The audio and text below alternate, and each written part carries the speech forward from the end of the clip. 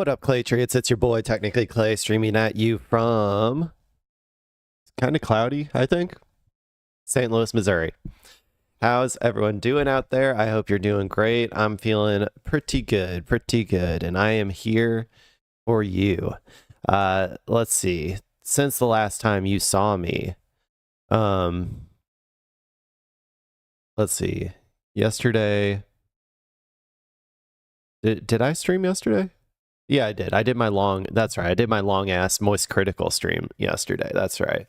So after that, I went and did some canvassing for Corey Bush, as per usual. It went okay. We're doing apartment buildings this time, and there was just, I feel like not quite as many people answered the door as usually do when we do houses. So, but there were a few people, I think, that were pretty, seemed to be pretty receptive. So then let's see, I after that I came back, laid down for a little bit. I didn't actually take a nap or anything though, and then really just started preparing a bunch of stuff for yesterday was our first D&D session that my wife was hosting, so that was like at like 6.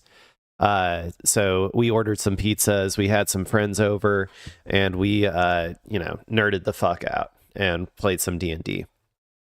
My character Luca, he's based off of like a kick streamer almost, had some pretty funny moments. I even have a prop too, because instead of using like a phone, right, to stream, he uses like a mirror, like a magic, like sort of mirror that can, stream out to people. But I got to, be pretty funny. I got to like hold it up and like, and it's also fun to have a prop because I can like do nonverbal things as well. Like I can, for instance, when someone says something stupid, I can like look at the mirror, like do that sort of stuff, and I think people were getting a kick out of it. So, hey, that was pun not intended, a kick for the kick streamer. So yeah, we did that. That was fun. Had a couple drinks too. Woke up this morning, just made some coffee. It's prepared a little bit and then came here to be with you, the viewer. Hello. Yeah, so today I just, I kind of wanted to cover the news today, and it's not, a lot of times on weekends, I don't really cover, like just the current events, or like I usually just do other stuff just to like, switch it up a bit or whatever. However, today I kind of wanted to cover the news primarily just because of the Iran situation. It seems pretty important, and so I'm just going to do that. And then I got a couple other stories that, just stuff to throw in the title and react to afterwards. I didn't prepare a ton for anything except for the Iran portion of the stream, so that'll probably take up a decent amount of it. But yeah, so I guess with all of that being said, I got my coffee, I got my backup coffee, and I think I'm ready to go. How about you? Let's see here. Let's go to the first video that we are going to watch. Okay, so when it comes to Iran, right? So the last time that we talked, America was in the process of, apparently acceding to Iran's demands, at least seemingly. Iran has been very consistent in putting forward the same exact, 10-point memorandum of understanding since the beginning of the ceasefire.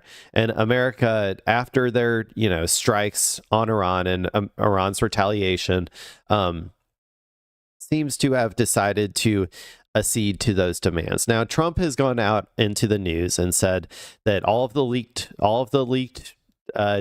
details from Iran of the memorandum of understanding are completely false. but I'm not so sure. I think that there might be some stuff that, like, verbiage wise might be slightly changed or anything, but I do think high level it's going to look pretty similar to what was leaked, which was basically just the original memorandum of understanding. So then, since then, I kind of like had, okay, my prediction was that this was going to fall through, like all of the ones before. But I also said that, at some point, one of these is going to succeed. So maybe this is the one.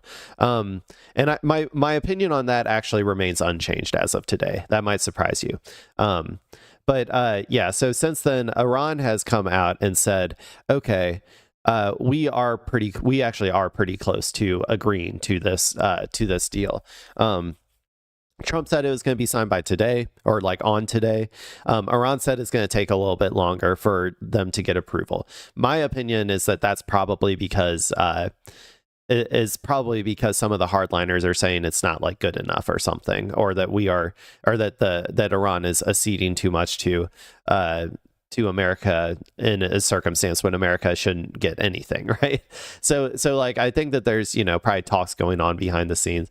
And then my other prediction was that Israel was going to come in and spoil it, which I think we're likely seeing right now.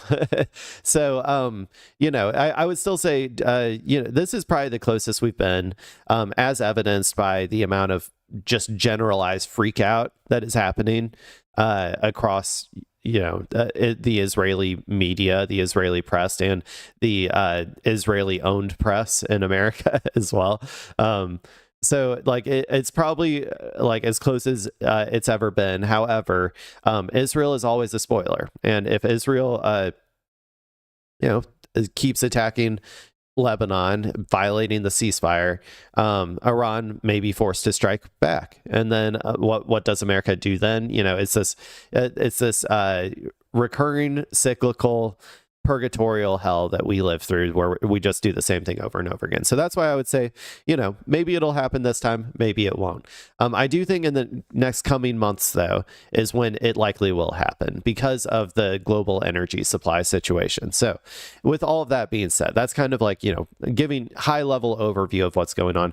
Let's watch this video from Fox News. I got a whole bunch of other stuff pulled up, and we're going to go over just in more detail kind of what I just talked about, and how the Israelis are feeling about the deal, what they're doing in response right now. Hopefully this video right here will give us how Americans, like Fox News, the neocons, how they're feeling about the deal. So yeah, let's go ahead and just hop right into it.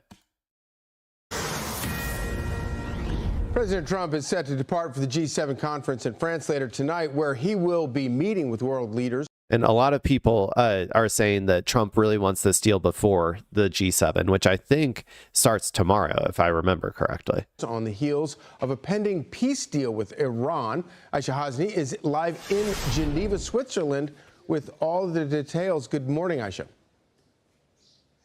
Hey, good morning to you. So the president said... Yeah, it starts the 15th, so that's tomorrow. Good morning, Aisha.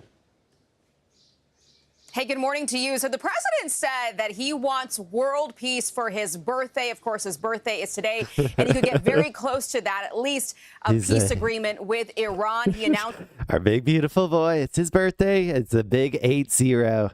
We must all celebrate his birthday. He is a child.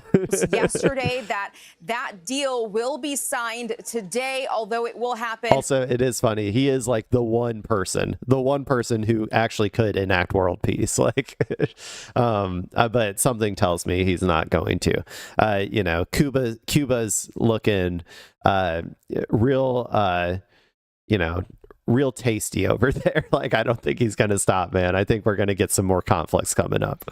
And he could get very... Even if we extricate ourselves from this Iran situation. That he wants world peace for his birthday. Of course, his birthday is today. And he could get very close to that, at least a peace agreement with Iran. He announced yesterday that deal will be signed today, although it will happen, we are told, electronically, so we won't see either side in the room together. They'll do it separately, digitally. The president on True Social... I also heard that America wanted to do it physically. And Iran said, no, we're just going to do it virtually. That could be for a number of different reasons. It could be for leverage. Number one, just saying, no, we don't need to, like, whatever. Like we don't see this as some some sort of like thing that you can advertise as like a propaganda win to the world or something. We're not going to do that for you. There's that. There's also the fact that America has a history of entering into negotiations and then killing everybody in the room, right? Like, now this probably, I don't think that would probably happen in this one, because I'm assuming Americans would also be in the room. But hey, you never know, especially with the Israel wild card, right? Like, so there's that aspect as well. Yeah, so I think that probably that first reason, though, is probably the main reason that they're not going to do this in person. Yesterday in that announcement said they no longer want a nuclear weapon, nor will they have one, either through purchase, development, or any form of procurement. Immediately after it's signed, the Hormuz Strait is open to all. Hopefully this process will all work out quickly, easily, and smoothly. If it doesn't, we have the ultimate alternative, hopefully never to be used again. That last part isn't good. That sounds like nuking. And I mean, I'm gonna be honest, I don't think that he's going to do it, but the only people I think who would actually potentially nuke Iran would be Israel. I don't think that he's going to do it. But to all of those, to I guess Trump and whoever else who thinks that would be a good idea, I assure you it still wouldn't defeat Iran. Like, Iran would still survive just fine. It would just be, more civilians being killed. That's how it always goes, right?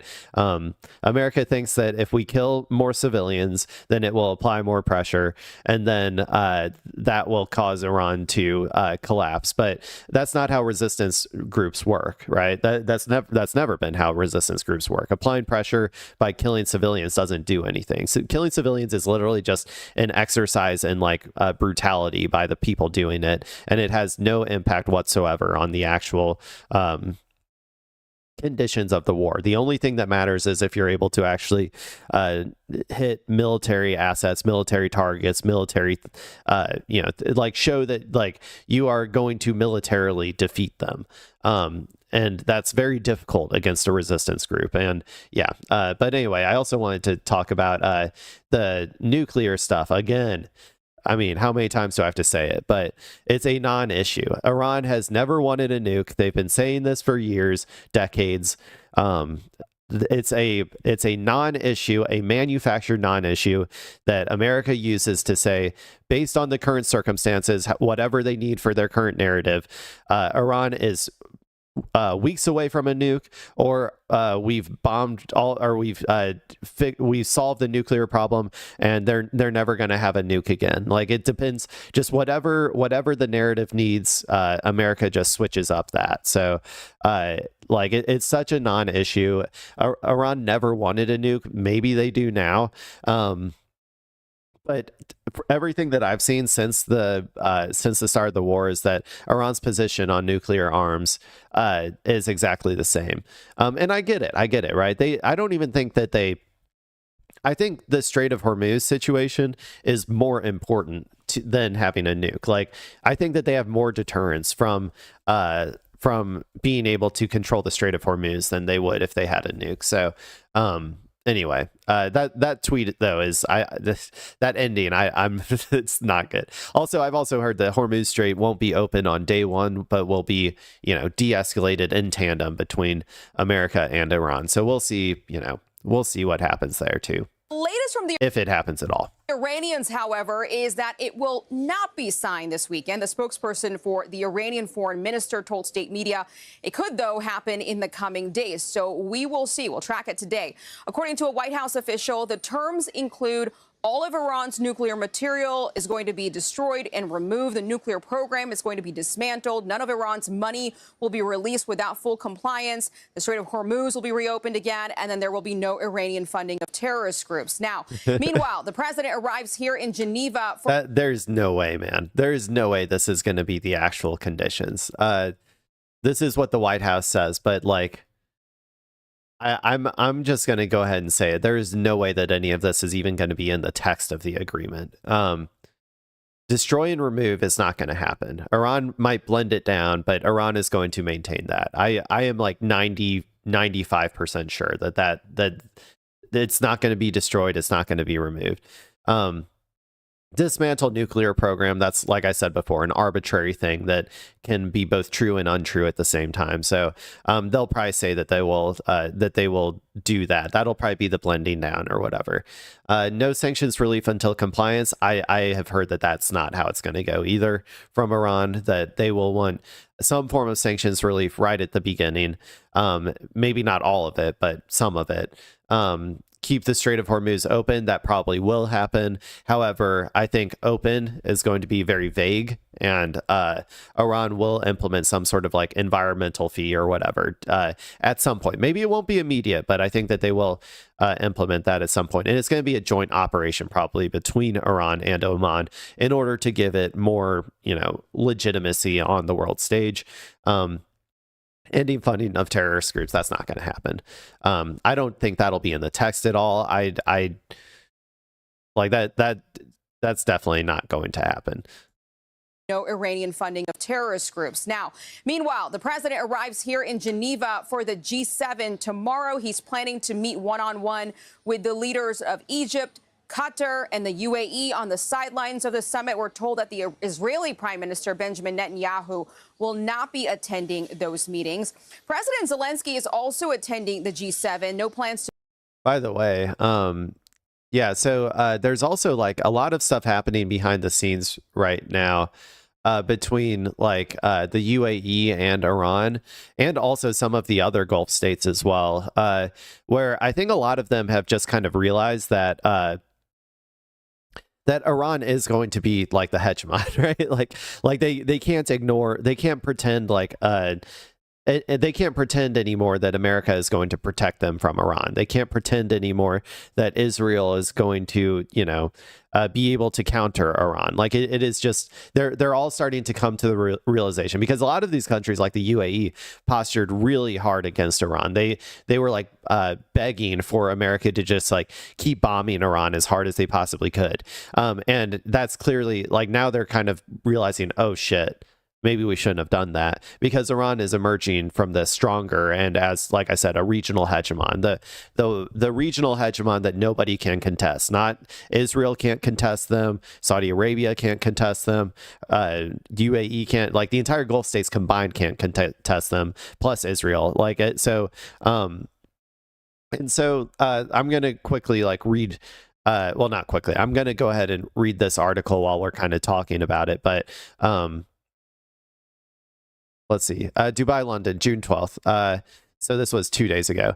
The UAE has agreed to unlock billions of dollars for Iran, four sources said, in a tactical shift after weeks of Iranian attacks on the wealthy Gulf Arab state during the U.S.-Israeli war with the Islamic Republic. Word of the move by the UAE to seek de-escalation, in which has not been previously reported, coincides with the final stages of broader negotiations between Tehran and Washington and ending the war. Talks that diplomats said could involve the release of tens of billions of dollars in Iranian oil revenues frozen in foreign banks under U.S. sanctions. A lot of these funds were originally released under the JCPOA, but then they were like re-sanctioned essentially, right? And a lot of them were like as a part of the JCPOA transferred to a neutral third party like the UAE, but then were just like never actually released to Iran. Another reason why Iran should not trust a single word that America says. In the past month, the UAE, which was heavily targeted by Iran at the height of the war, has been spared fresh strikes, while Iran has trained its missiles and drones on Kuwait and Bahrain. Yeah. So, yeah, the last known direct attack by Iran on the UAE was more than a month ago, a May 4th strike on the Gulf state's Fujairah port on the Gulf of Oman. So that's probably when they started having back behind the scenes talks. Two regional sources told Reuters the UAE had agreed to release a total of $10 billion, more than $3 billion of which had already been delivered. Two other sources with knowledge of the arrangement put the total funds involved at $20 billion, adding that the move had been agreed in return to a halt of Iranian attacks on the UAE. One of the sources with knowledge of the arrangement also said a first tranche of $3 billion had already been made available. Reuters could not establish whether the funds earmarked for the transfers belong to the UAE or originate in long-blocked Iranian accounts in the UAE banking system or elsewhere. The UAE Foreign Ministry issued a statement early on Saturday, categorically denying reports of the transfer, including allegations concerning $3 billion. The UAE statement affirmed that these allegations are entirely false and unfounded, stressing that no frozen Iranian assets or Iranian funds have been released, transferred, or facilitated through the UAE. I believe the reporting much more than the UAE's official statement. The UAE statement did not provide any further specifics. Earlier, when asked by Reuters to comment on the transfer, a UAE official said the country was trying to ease tension and foster peace. The UAE's foreign policy is guided by promoting de-escalation and reducing tension across the region while advancing lasting peace and stability. I don't know about that. Considering how closely you've aligned with Israel in the past, the most destabilizing actor in the Middle East, I'm not so sure. The UAE supports efforts, including those undertaken by the U.S., to protect the peoples of the region from the repercussions of the conflict. I'm going to skip this part about Iran last attacked the UAE directly on May 4th. Okay, sizable Iranian assets in Dubai. The UAE-Iranian arrangement is set to unfold against a complex financial backdrop potentially involving Dubai, the UAE's main commercial hub and one of Tehran's most critical economic lifelines. Dubai's banks have long held substantial Iranian-linked deposits, much of them now immobilized under U.S. sanctions that police the global dollar clearing system and expose any foreign bank dealing with blacklisted Iranian entities to being cut off from the American financial network. On April 11th, this is like how America, the sanctions regime, I think, is pretty well known at this point. I assume most people understand how that works. On April 11th, a senior Iranian source said that the U.S. had agreed to release Iranian frozen assets held in Qatar, and other foreign banks, although a U.S. official swiftly denied the assertion. The source who declined, that's interesting, I didn't know, the U.S. may have agreed to releasing Iranian frozen funds as well. That was back in April. The source who declined to be named due to the sensitivity of the matter told Reuters that unfreezing the assets was directly linked to ensuring safe passage through the Strait of Hormuz, a key issue in talks aimed at ending the conflict, aka getting back to how things were before the war started. So yeah, there you go. That's just one example. I've also heard of Saudi Arabia entering like back deal channels to talk with Iran. Basically, I think all of the Gulf states at this point are just coming to the conclusion that they have to deal with Iran. Like they can't just posture against it anymore, especially in this post like America failing to defeat Iran world. So okay, let's keep going on this video now. To meet with Trump directly, but they will be in the same room attending the same meetings. A White House source is telling us about the summit that the goals will touch on a number of policy areas, including investment and trade, artificial intelligence. Oh, actually, sorry, real quick. I did want to read this other short one. This is from yesterday. That's also related to what I was just talking about with the UAE. Iran approached two Persian Gulf states for UAE-style de-escalation pact. Iran has approached at least two Persian Gulf Arab countries seeking arrangements similar to one reportedly discussed with the UAE, under which Tehran would halt missile and drone strikes in exchange for economic and security understandings, Reuters reported, citing a source familiar with the matter. Reuters said the reported UAE-Iran arrangement would include a halt to Iranian attacks on the UAE and a rebuilding of bilateral ties, including intelligence sharing and economic cooperation. The report said Iranian or IRGC officials visited Abu Dhabi last week to meet Sheikh Tahnoon bin Zayed Al Nahyan, the UAE's national security advisor and deputy ruler of Abu Dhabi, and that UAE officials later traveled to Tehran to discuss details of the mechanism. Reuters said the reported arrangement marked a tactical shift after weeks in which the UAE had been heavily targeted by Iran during the U.S.-Israeli war with the Islamic Republic. Iran's last known direct talks with the UAE was, or direct attack, sorry, on the UAE was May 4th. I don't know. It's annoying that it doesn't say which two Persian Gulf Arab countries. I don't even know if I have a good guess for that. I thought I had heard Saudi Arabia, but that could be wrong. I would guess it's not Bahrain and Kuwait if I had to guess, but who knows, you know? But anyway, that's a little bit, you know, more a little bit more info right there. So anyway, let's go back to this. White House source is telling us about the summit that the goals will touch on a number of policy areas, including investment and trade, artificial intelligence, Ebola, critical minerals, energy, and illegal immigration and drug trafficking. And the official actually said the United States plans to highlight its work in several of these areas and encourage other countries to support those efforts as well. So it will be a busy week for the president once he gets here. He's got a busy agenda today back in Washington. Let's hope he doesn't fall asleep at all of his meetings like he fell asleep at the Knicks game. And then hits the ground running in Geneva starting tomorrow. We are told there will be some protests here. As soon as we checked into our hotel, we were warned about these protests. We've seen shops boarded up. So we'll keep a track of that activity, too, ahead of the president's arrival here. And I know you'll keep us posted. Thank you, Aisha. You got it.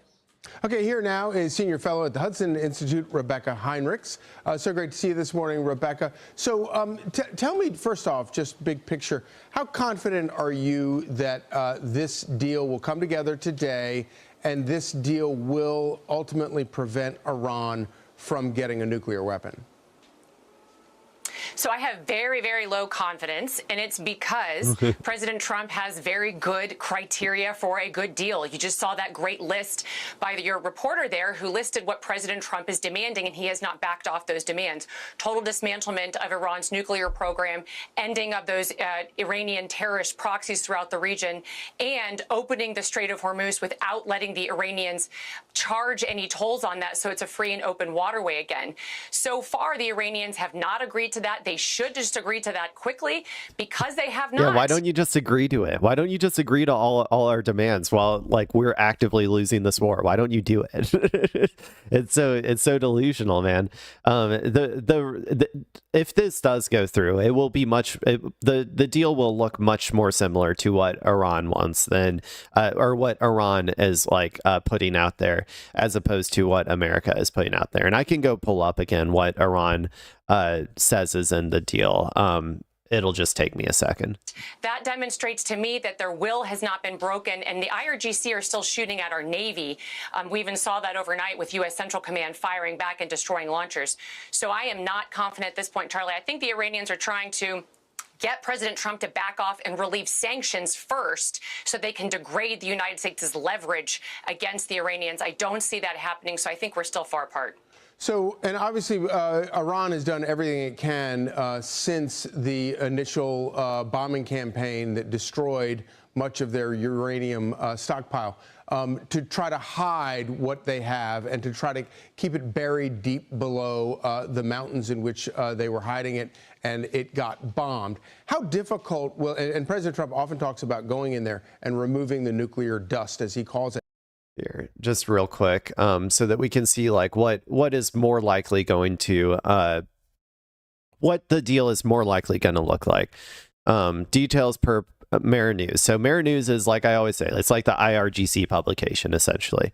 Permanent and immediate cessation of war on all fronts, including Lebanon. America's commitment to non-interference in Iran's internal affairs. Complete lifting of the naval blockade. Americans' commitment to withdrawing its forces from around Iran. Reopening the Strait of Hormuz with Iranian arrangements. Suspension of oil and gas sanctions on the sale of oil and full access of Iran to its financial resources.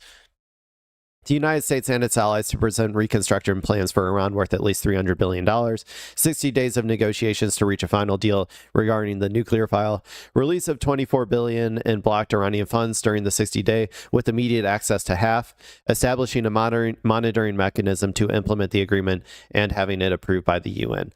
So in case you're curious, like it's probably going to look a lot closer to this than what these people are like saying, and that's just because Iran materially won the war. Like, there's no denying it. I mean, these people will try to deny it, and people will try to deny it, but it won't be really deniable, I think, once the actual once the details of the deal are actually released.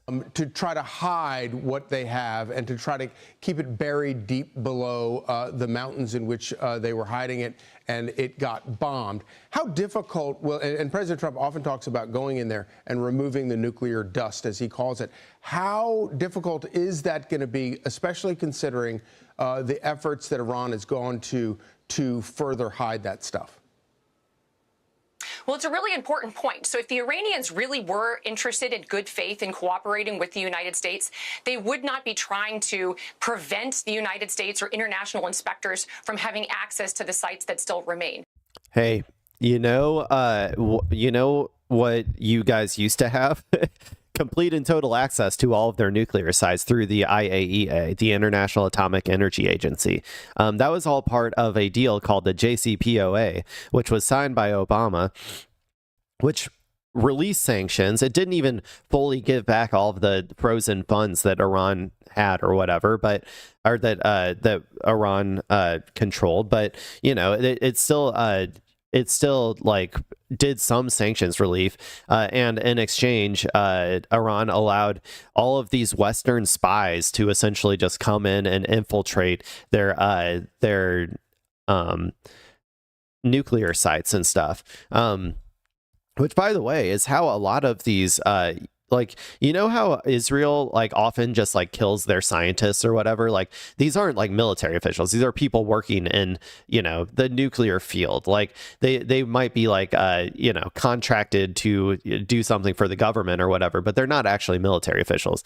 And do you want to like, it's pretty easy to understand how Israel gets all of their intel on like where they live whenever they strike one of their apartment complexes. It's always like, it's because the IAEA is essentially just a spy agency for America to spy on Iran's Iran's scientists and Iran's politicians in order to funnel all of that info to Mossad so that then they can do acts of illegal aggression against these scientists. So like, you did used to have all of this, like everything that you're talking about used to exist in the JCPOA. And honestly, all of this entire journey that we've gone on kind of proves that Obama was correct, and almost in a crazy way too, in that like that by America deciding to do this and playing this card that it always, you know, pretended, it always postured that it had. Like, America always postured that like, well, if things go wrong, we will just militarily, you know, defeat Iran, and then what are they going to do? Like, this was always something that America used to like have as a piece of leverage. And now that America has finally played this card, as opposed to Obama's JCPOA, which strategically held that card so that it could be ambiguous what America's capabilities would be if they actually got into this conflict. Now that we've actually played this card, we can't play it again. Everybody in the future will understand what will happen if America tries to militarily attack Iran again. They will lose. They will be forced to stop. They will be pushed out because Iran will militarily control the Strait of Hormuz. So this really does just like validate. It's almost like even from a like American imperialist perspective, it kind of validates like Obama's strategy as like, you know, of having a deal with Iran like diplomatically, as opposed to playing this card in a way that is like will probably be studied pretty thoroughly, I think, in the future. This was such an own goal. This is like the craziest own goal that has ever existed. I feel like maybe there's been worse. I don't know. I'm not like, I'm not familiar with every conflict throughout all of human history, but this does feel like one of the biggest own goals that has ever happened. The United States or international inspectors from having access to the sites that still remain. I do want to remind, though, our viewers, because you'll see a lot of critics of President Trump's efforts say that the Obama deal was better because of Midnight Hammer. That was that first military campaign that we did with the Israelis, and then Operation Epic Fury. President Trump successfully degraded the weaponization work of the nuclear program and significantly degraded the ballistic missile program, and took out the senior nuclear scientists who had the know-how. I've heard they still have like 90% of their missiles and their drones, and 70% of their manufacturing capability when it comes to those things. Yes, they might not have direct access to it. I think at this point they probably do, but they might not have had direct access to it during parts of the war because of blocking the entrances and stuff. But like I would be. Honestly, I would not be surprised if Iran has more missiles and drones at this point than they did when they started. Like, because Iran was definitely producing missiles during this entire conflict, and now there's been the ceasefire for a couple months. I'm sure that they've, produced a whole bunch more. So, but yeah, this is definitely just like spin maxing, I guess, that they're trying to do. Cope maxing, sure. Let's keep watching. How to continue the nuclear weapons work.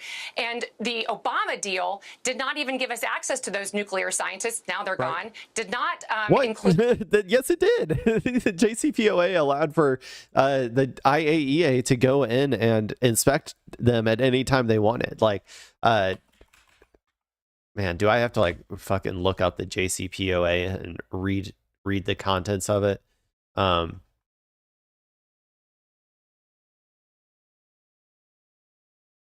Provisions. Okay, okay. God, do I have to fucking do this? Okay. Stocks, over 15 years, Iran would reduce stockpile of low enriched uranium by 97%, and limit enrichment to 3.67. I actually thought it was higher than that. They used to have 20%, but they went down to 3.67. Okay. After 15 years, all limits on enrichment would be removed. When was the JCPOA signed? It was during Obama's presidency. So we wouldn't have hit that 15-year limit. I guess that would have been at the earliest. I can't remember when this was signed, but at the earliest, 2027. So centrifuges, I don't care about that. Non-operating oh, and let me just find if there's any. No, there's no IAE in there, but non-operating centrifuges would be stored in Natanz and monitored by IAEA, but could be used to replace failed centrifuges. Let's see. Inspections. This is the section that matters. Okay. A comprehensive inspections regime would monitor and confirm Iranian compliance. The monitoring and inspections regime included provisional implementation of the additional protocol and additional measures to monitor centrifuge rotor production and stockpiles and uranium mining. The IAEA was to have multi-layered oversight over Iran's entire nuclear supply chain, from uranium mills to its procurement of nuclear-related technologies. For sites such as Fordo and Natanz, the IAEA was to have 24-hour access to nuclear facilities and maintain continuous monitoring, including via surveillance equipment. So they straight up just had surveillance equipment inside of these facilities that they could tap into whenever the fuck they wanted. To me, feels like a violation of sovereignty, but, Iran agreed to it. So the agreement authorized the IAEA to use sophisticated monitoring technologies such as fiber optic equipment seals that could send the IAEA information, satellite imagery to detect covert sites, sensors to detect minute nuclear specimens, and tamper and radiation resistant cameras. Other tools include software to gather information and detect anomalies, and data sets on imports. The number of inspectors tripled to 150. Inspectors could request access, informing Iran of the basis of the request to verify the absence of prohibited activities and nuclear materials. The inspectors were to come only from countries with which Iran had diplomatic relations. Iran could either allow the inspection or propose alternatives that satisfied the IAEA's concerns. If the inspectors were not satisfied, a 24-day process would ensue. Iran and IAEA were to have 14 days to reach an agreement. For the following week, a majority of the commission could require Iran to take specific action within 3 more days. This allowed the U.S. and its allies to insist on responses that Iran, Russia, and China could not veto. After 3 days of non-compliance, sanctions would be automatically reimposed. Yeah, so I mean, really, I think that's about all you need to know. That is like how in depth the IAEA like could infiltrate, which, like I said, is basically just a Western spy agency. Like yes, they were doing their inspections, but I think the bigger part that that they were doing was just funneling all of this intel to CIA and Mossad. Include those missiles. Now they're gone. And so I think we're still in a much better place than the JCPOA. But again, the Iranians have not demonstrated that they're willing to comply with this no dust, no dollars, which President Trump continues to insist upon. Rebecca Heinrichs, thank you so much. Thank you. Yeah. So, yeah, so I guess that's what Fox News is saying. They seem to be spinning the fuck out of this. The American, like, I don't know which American official said that. I do not think that those points that they laid out are going to look anything like what actually comes out. Let me go over a few other things real quick. Let's see.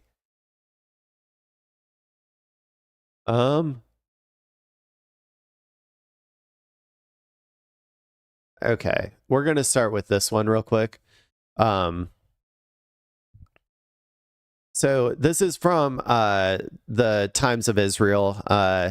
It's a Zionist publication, but it's important to know this is what I would consider, like, I don't know. It's hard to even like say it at this point, but like it would be the equivalent of like the New York Times of Israel. Like, I'm going to be honest, but just like the state of like I was going to say liberal Zionism, which is like, a contradiction or whatever, but it's supposed to be like, I guess, the mainstream publication for the Zionist, entity.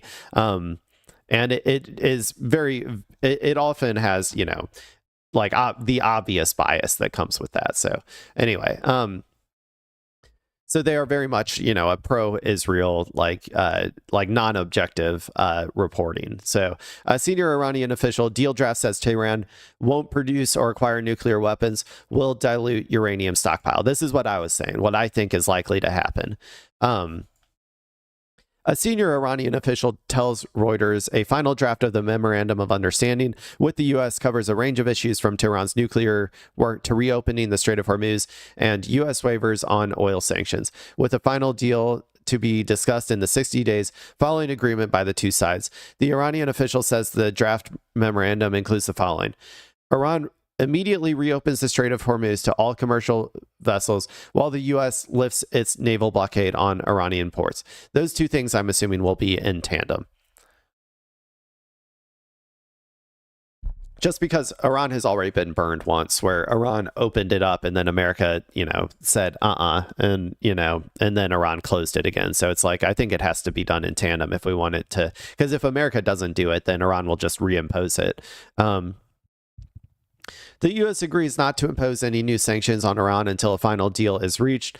The U.S. will waive oil sanctions on Iran for a specified period, allowing Tehran to sell oil and receive revenue. They already relieved some of the sanctions during the war, but I assume this will just be more like long-term. The U.S. agrees to release $25 billion of Iran's frozen assets, including via direct cash transfers, cooperation among regional countries, and financial credit lines. Tehran agrees that it will neither produce nor acquire nuclear weapons. Tehran agrees to maintain the nuclear status quo until a final deal is reached, including by not enriching uranium and not expanding nuclear facilities. The U.S. agrees Tehran will dilute its highly enriched uranium stockpile inside Iran, with a mechanism for doing so to be discussed within 60 days. It is unclear from the report what that means. Iran has repeatedly denied seeking nuclear weapons, but has enriched and stockpiled uranium to near weapons grade levels while openly seeking to destroy Israel. That's characterizing. This is supposed to be straight news. You shouldn't be doing that. The Reuters report makes no mention of Lebanon. And obviously, has enriched stockpiled uranium to near weapons grade levels. That is true, but they were just doing it for leverage and negotiations, which seems to have worked. But anyway, so that's what Israel, like mainstream Israel opinion, is of what they're, I guess this is from an Iranian official, but what they're reporting on as what they are kind of expecting, I think, to be in this deal. And in a similar regard, let me remove this from group. I have this like tab group set up, so anytime I finish an article, I remove it from there just so that I know what I still have to go over. While we're kind of talking about, let's see, which one of these should I read? I don't really want to read both of them. This one's actually short. Maybe I will read both of them. But yeah, let's go ahead and read this one. Let's go. So I talked originally about like what's likely going to happen, right? After Trump seemed willing to sign on to something similar to the original memorandum of understanding that Iran had given them. And what seemed to me would likely happen is what had happened before, is that the Israelis and the Israeli lobby and all the neocons and war hawks would all coalesce to try to stop the deal from happening in whatever way, shape, or form they could by complaining about it and saying it's a bad deal and all that stuff. So as a part of that, let's go ahead and read this article from the Jerusalem Post, which is like, an incredibly Zionist publication, usually like very opinionated and pretty unhinged if I had to characterize it. So one sec. JCPOA 2.0, Trump's deal risks undercutting efforts against the Iranian threat. It is not enough for Israeli officials to say that Trump understands Israel's position. This is not a great deal. It is a dangerous one. What's worse than giving Iran $6 billion? Giving it two $6 billions. That's true, I guess. It is their money, so it's not really giving. It's like giving back. But yes. The United States and Iran signaled last week that they were close to a deal, with reports suggesting it could be signed in Geneva this week. Alongside those announcements came accounts of what the framework may entail: a memorandum of understanding that would open another 60-day period of technical negotiations, the reopening of the Strait of Hormuz, possible access to frozen assets, discussions over dismantling Iran's nuclear program and disposing of enriched uranium, and broader understandings affecting Lebanon. Furthermore, Israel has not, by the way, I think that on all fronts, Iran is expecting it still to be to end on all fronts. So that does include Lebanon, and we'll see what the final text is. But I do not think they're going to take that out of the deal, because they need America to show that it is able to stop Israel, when push comes to shove. Let's see. Furthermore, Israel has not been a party to the talks, while Israeli officials have been left to repeat that U.S. President Donald Trump understands Israel's concerns and conditions. If those reports are true, Trump's Iran framework is a disaster. An MOU can be useful when it locks in firm obligations. It is dangerous when it becomes the price of admission for concessions before the hard questions are answered. A 60-day process may sound orderly, but in the Middle East, 60 days is enough time for facts on the ground to change. Iran can move material, harden facilities, pressure mediators, and present every delay as proof that the other side is acting in bad faith. Reports of Iran booby-trapping tunnel entrances. I don't know. This part seems like just unhinged. Like, who cares? But I'm gonna read it anyway, because we got to know what the freaks are thinking. Reports of Iran booby-trapping tunnel entrances. Previous reports have said that Iran has already taken steps to seal off enriched uranium, including collapsing tunnels and booby-trapping entrances. If accurate, it seems like Tehran is preparing to back out after U.S. forces in the region have diminished, and there isn't much to be done. I mean, I just don't. This is irrelevant. America is not going to be taking the dust. It's not going to happen. Like, this is completely irrelevant. I do not think this is happening. I do not think they're collapsing tunnels. Maybe they have booby traps on entrances, but I assure you it's only in case America actually does some sort of ground invasion. But they are definitely not collapsing the tunnels. Leaving ballistic missiles outside the core bargain would make the framework even weaker. Iran does not threaten Israel only through uranium enrichment. It threatens Israel through missiles, drones, Hezbollah, the Houthis, militias in Iraq and Syria, and the infrastructure that allows those forces to keep Israel under fire. A deal that speaks about nuclear material while failing to confront the delivery systems and regional networks built around it cannot credibly claim to guarantee Israeli security. The reported possibility of roughly $12 billion in financial relief is troubling. Even if the Trump administration insists that money will be released only after Iranian performance, many of those who condemned the Biden administration for unfreezing $6 billion in Iranian assets should view this as twice as dangerous. Tehran does not need a financial lifeline to become moderate. It needs one to rebuild, rearm, stabilize the regime, reward loyal security forces, and restore the proxy networks that Israel and the United States work to degrade. Such relief would also betray the Iranian people. Shut the fuck up. You do not care about the Iranian people. They were told that the free world understood the character of the regime ruling over them. They were told that pressure on Tehran was aimed at the men who jail dissidents, brutalize women, impoverish citizens, and spend national wealth on foreign wars. Okay. The men who jail dissidents, Trump does that.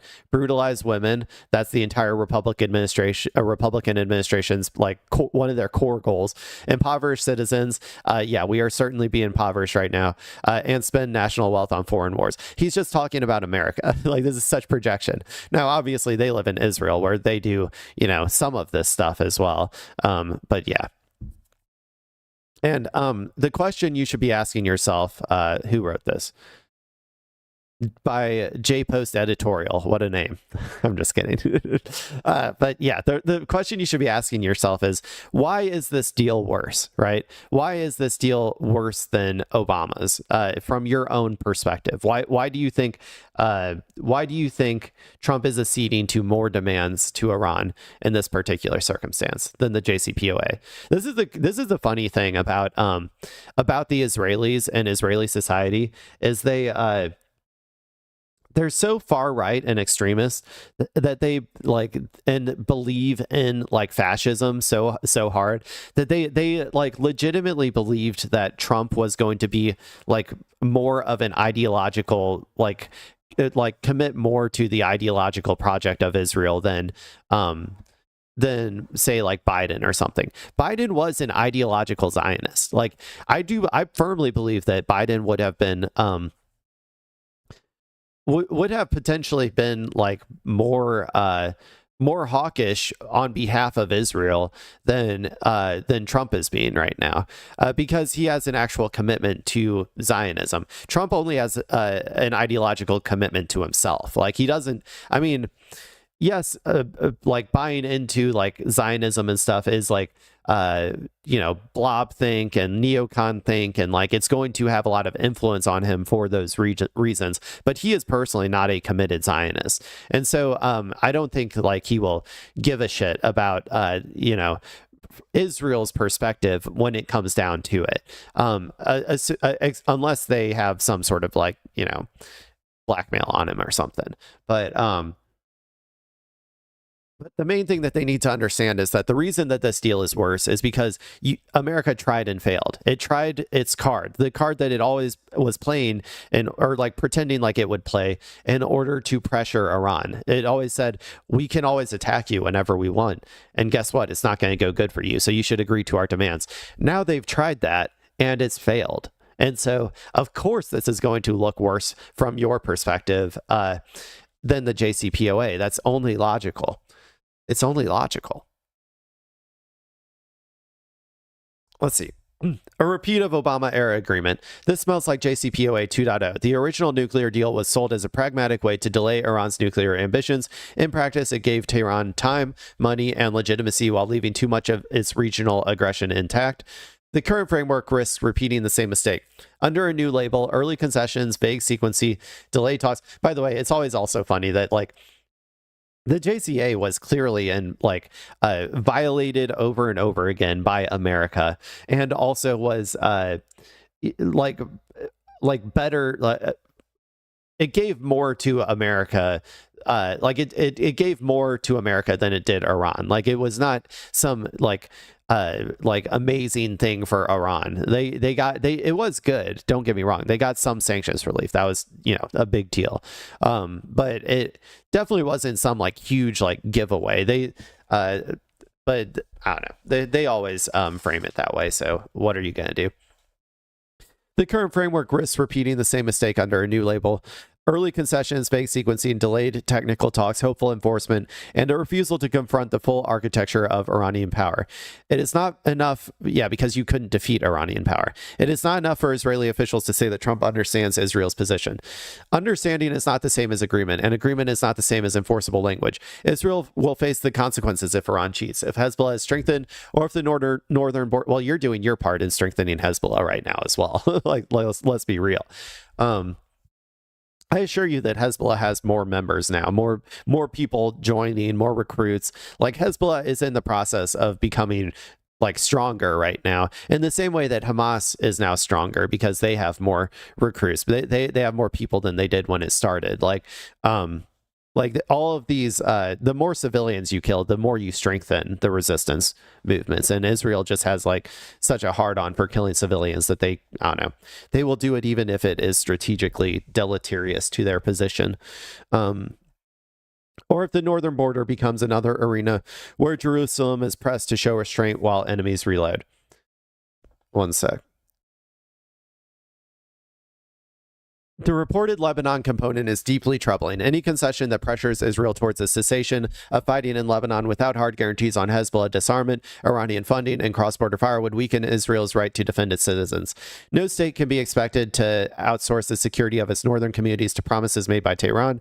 All of this remains speculative. Predicting Trump is difficult even after he announces something, and report terms can shift quickly. But if the reports are true, this is not a great deal. It is a dangerous one, and it risks undercutting the enormous American and Israeli effort to weaken Iran's regime, disrupt its nuclear ambitions, and reduce the threats it poses to Israel, the region, and the world. They will, they are going to include Lebanon as a part of this. I'm going to be curious on how, if it's going to include a full and total withdrawal of Israelis from Lebanon. If I were Iran, I would include, obviously, that. I would also include a full withdrawal of Israelis from Syria, a full withdrawal of Israelis from Gaza, a full withdrawal of Israelis from the West Bank, including 500,000 settlers. If I was Iran, I would push for a lot more, probably. But like I always say, they're the experts here. They know, they know more than me, and they're probably right. So. One sec. Let me go ahead. Let's read this one. This one's real short, but just another Jerusalem Post article. Former Israeli Consul General Netanyahu not natural partner in Trump's push for Mideast peace. Trump, is now focused on world peace with the Iranians, and expanding the Abraham Accords, Dayan said, adding that Trump's Iran plans don't look great for Israel. Yaki Dayan, Israel's former consul general in LA, said that U.S. President Donald Trump's push for an agreement with Iran reflects a change in direction in Washington and has raised concerns in Israel. In an interview with 103 FM, Dayan said Trump has moved into a new phase. He is now focused on world peace with the Iranians, and expanding the Abraham Accords, Dayan explained. He will want to show in signs and wonders that he is a president of peace. He's not a president of peace. He's going to go immediately to war with Cuba, immediately. Addressing the details of the emerging agreement with Tehran, Dayan said the picture is not encouraging. From his point of view, the picture of victory is enriched uranium and stopping nuclear enrichment. However, they are talking about not even removing the enriched material, but diluting it, which is a problem in itself, he said.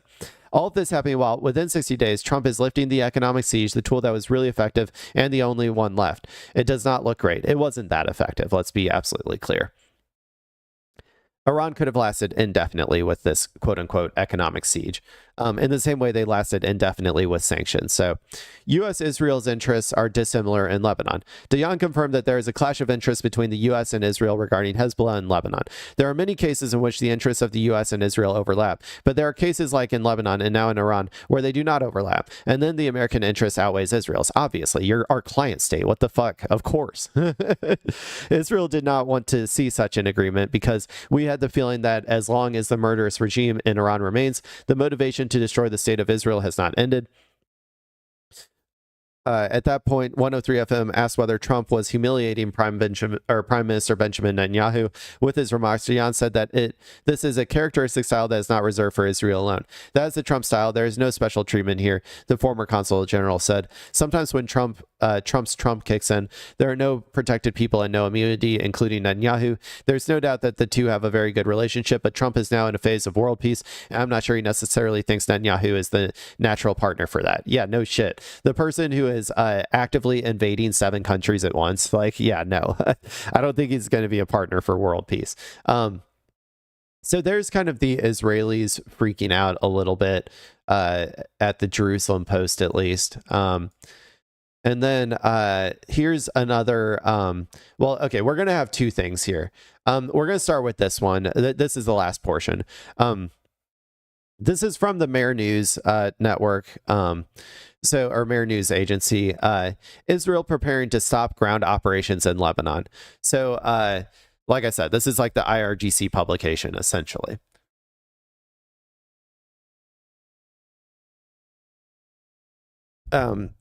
According to Al Jazeera, several Zionist security sources told the regime's radio and television organization that the regime's army is preparing to stop ground operations in Lebanon, a move that is being taken within the framework of an agreement that is being formed between Washington and Tehran.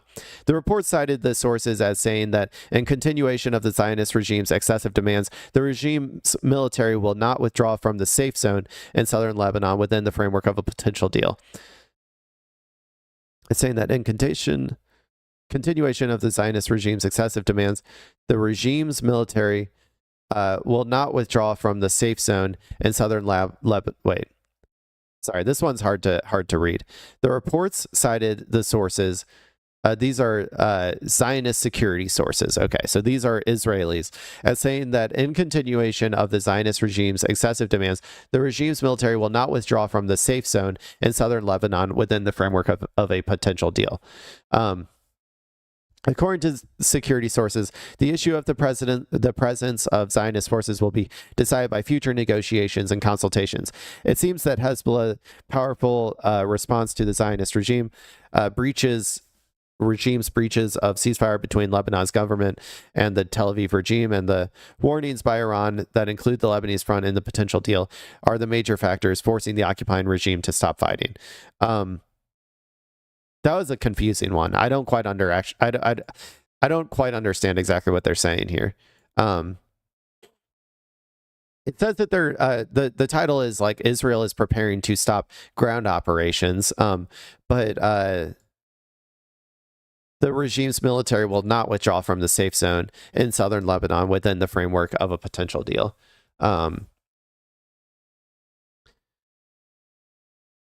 So maybe so I guess what they're saying is they're planning on stopping like military action potentially, but they're going to try to hold on to the zone or like the the territory that they've that they're in. That's not going to work though. Hezbollah will continue pushing you out. Hezbollah will continue fighting with you as long as you are on Lebanese territory. So I don't think that's going to work. The only way that this works is if Israel is, forcibly pushed back, or like forced by Iran to withdraw. And speaking of that, I forgot what these two were. Oh yeah. This is real recent, but this is from this morning, a couple hours ago.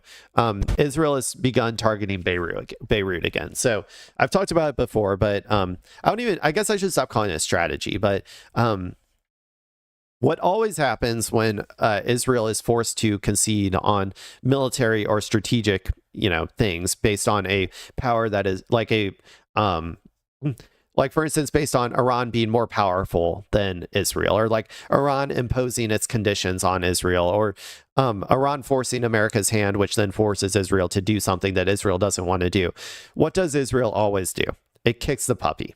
Like a bully who has been, forced by his teacher to stop picking on somebody or whatever, or stop being forced to like stop talking in class or whatever.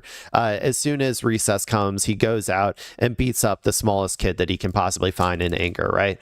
And in the same way, Israel, as soon as they are forced to do anything that they don't want to do by the strategic and material realities that Iran is imposing on them, immediately they start as I say, kicking the puppy or killing civilians. And so that is immediately what happened. Also, they are obviously trying to tank this deal. So here's a quick video of Benjamin Netanyahu bragging about attacking civilians in Dahia, in Beirut. And so let's watch this real quick. Blowing up an entire apartment building. Yeah. So that's what Israel is currently doing in order to try to sabotage this, which is why I keep saying don't assume that this is over. There's still plenty of potential for Israel to spoil this.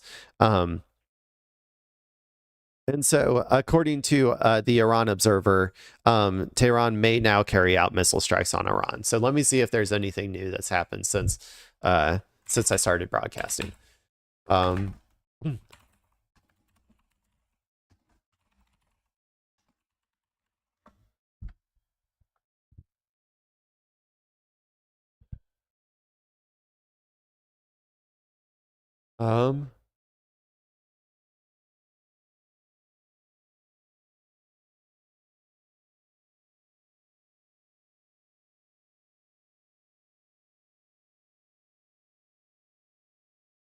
Okay, let's read this real quick. This should be the last one. This is the most recent thing I could find. This was from, real recent, like 6 minutes ago, it says. Breaking, Iran war latest. New Israeli strike on Beirut could undermine talks with U.S. to end war, Iranian negotiator suggests. One of Iran's top negotiators has accused the U.S. of allowing a new Israeli strike on Beirut or not being able to stop it. It's the latest point of tension as the world waits for news of a deal to end the war, which Donald Trump said would be signed today. Follow live. So, there you go. That's the current situation. That is where we are at as of right now. I think that, like I said, high level, this could just be that Israel could always sabotage this. Iran may strike back because of Israel's continued violations. Iran has to impose some sort of, cost on Israel for violating these negotiations. And America does seem genuinely to have a desire to get out of this war, extricate itself from this war. Trump is bored. He's like 80. He falls asleep in all his meetings, and he's bored of this Iran shit. He wants to move on to something new, and he's ready to go try to steal, try to kill Cubans, basically. He's ready to move on to Cuba. So I do think that Trump actually wants to get a deal through. The deal, no matter when it happens, if it's this time or next time or the time after, the deal will fundamentally look like the original memorandum of understanding. It will look very similar to what Iran was asking for. And over the next, if it doesn't happen this time, if Israel successfully sabotages this time, over the next month or two is when we're going to start seeing some of the worst parts of the oil shortage hit places. We're already seeing East Asia getting to a point where they are unsustainably low in their oil reserves, and America is starting to get there as well. So there you go. That's the current situation with Iran. I hope you enjoyed that presentation. So let's see. Let me go ahead and delete. I'm just going to go ahead and or I guess I can just, I'm going to go ahead and delete the group. Delete the tab group. I'm going to get rid of all this stuff. Give me a sec. And then after this, the rest of the news stories today are probably going to be more like individual, like reacting to individual stuff happening. I don't have a whole lot prepared in terms of the other stories, but let's go ahead and look at this one. So I have not been keeping up with this super closely.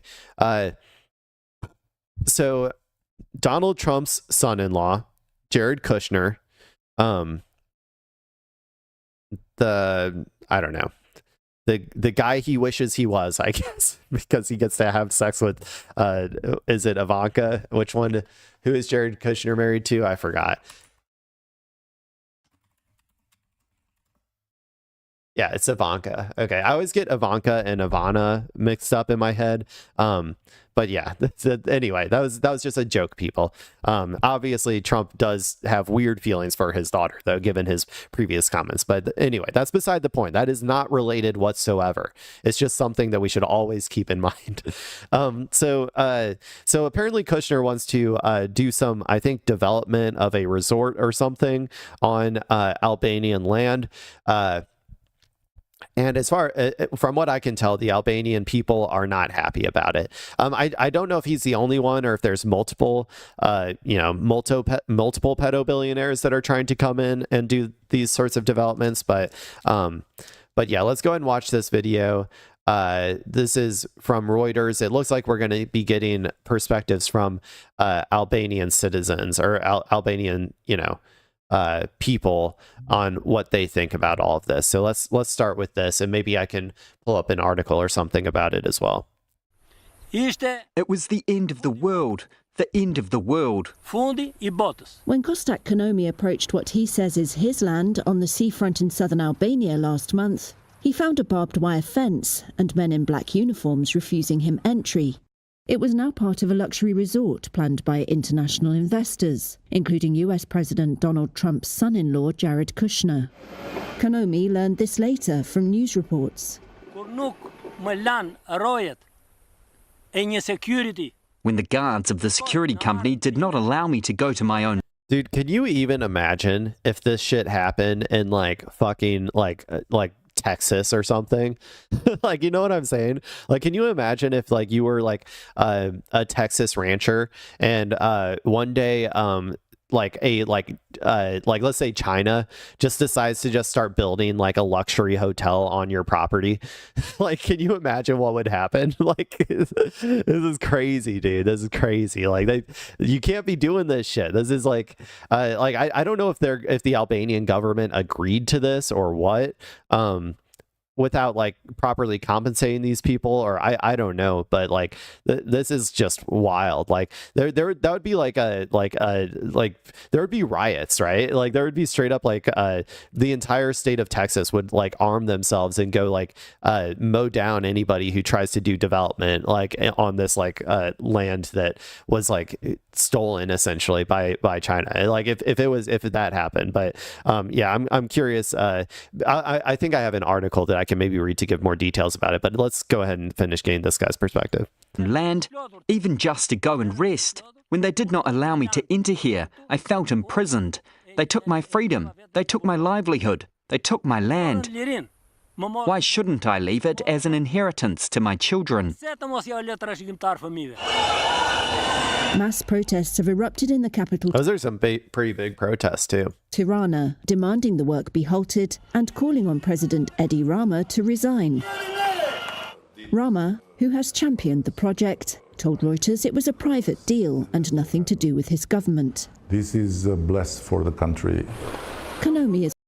It's a private deal, has nothing to do with the government. The government must have approved it, though, right? Like, so it does have something to do with the government. One of a dozen residents from the village of Svernets who told Reuters then... Because if it was just like private companies doing business outside of the realm of the government without the government's approval or anything, then the government could just say like no, and just it would literally be determinative on the government to go go and start like shooting these people. They're foreign invaders. Then if they are developing land on your country, violating your sovereignty, then they are invaders, and it is It is unto you to go out there and protect your sovereignty. So it's clearly the government has agreed to this in some regard. Land was sold for development by a rival claimant. They showed Reuters property deeds and tax records they said supported their assertions. None received compensation. Reuters found no evidence of wrongdoing by Kushner, who isn't directly involved in the villagers' dispute. Kushner didn't respond to requests for comment through his investment arm. Reuters couldn't determine who owned the various plots, which is subject to an ongoing legal battle. The contentious multi-billion-dollar development is on an island and pristine area of mainland look at those flamingos. that includes a protected wetland home to migrating flamingos, seals, and sea turtles. Oh, they're gonna kill. Oh, that makes me sad. They're gonna do this development and kill all these like beautiful species of animal. I don't like that. The European Union has expressed concern about the harm to wildlife. It's such a beautiful place too. Like, look at this. Look at this. This is incredible. This is so beautiful. And they're gonna. I know Jared Kushner's taste in fucking buildings is trash, okay? They are going to put the most ugly, gaudy, modern, modern cheap-ass development, like just somewhere on a beach here, and it's going to look terrible. It's going to be disgusting. Look at how beautiful and serene this is, and they're just going to fucking destroy it. And then you see, like, maybe over there, it looks like there's, like, houses and stuff, right? Like, look at how like quaint and beautiful this is. Like, it's God, I hate global capitalism, dude. I hate it so much. It destroys everything. It destroys everything beautiful. Like every beautiful like coastal town just turns into some like mega, I don't know, like mega mansion McMansion like bullshit or whatever, because the pedo billionaires just can't stand having, beauty or tranquility or peace. Like, it's I hate it. Has expressed concern about the harm to wildlife. Hate it. Local vendor Stavry Hisa says he couldn't sleep for 10 or 15 days when he heard about them fencing off the seashore. We grew up here. My parents grew up here, he says. Kushner and his wife Ivanka Trump spotted the land from a yacht a few years ago. Plans revealed on social media show a hotel, houses, pools and jetties for yachts.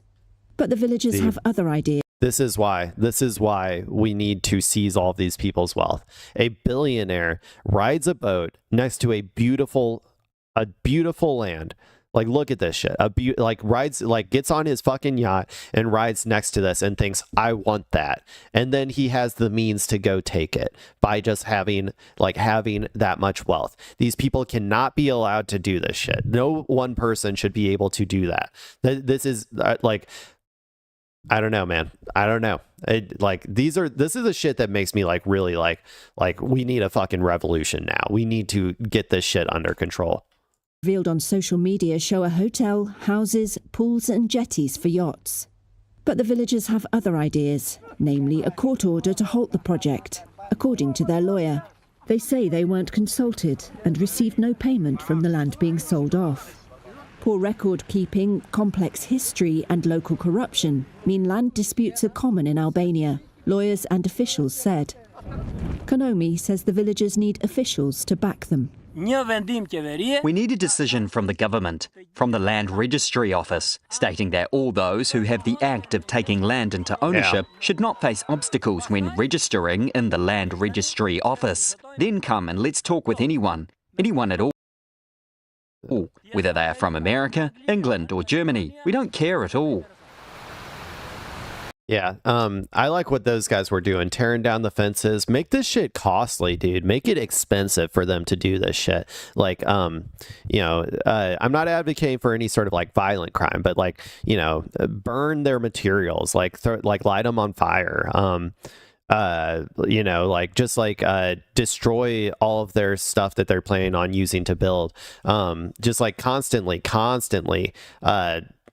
every time that they try to do something, interrupt it, put people in the way, and also potentially consider, armed resistance as well against this type of shit. So, Like, I just think that this is atrocious. It does need to be stopped. It looks like the government isn't doing anything to stop it. So it becomes then upon the people to do so. Let's go ahead and read a quick article, see if we can get any more information. Albanian protests over Kushner-linked resort project grow into anti-government rallies. That would make sense to me. Activists say the projects linked to Ivanka Trump and Jared Kushner threaten sensitive ecosystems, including beloved Mediterranean flamingo habitats. Tirana, Albania. Tens of thousands of people took to the street again Thursday for the 12th consecutive days of protests in a movement initially sparked by a controversial luxury resort project linked to Ivanka Trump and Jared Kushner. The protests have since evolved into a broader public outcry against corruption and the government of Prime Minister Edi Rama. I really think we need a big change right now because our country doesn't feel like it's protecting us or serving its own people, protester Estela Ujka told MS Now.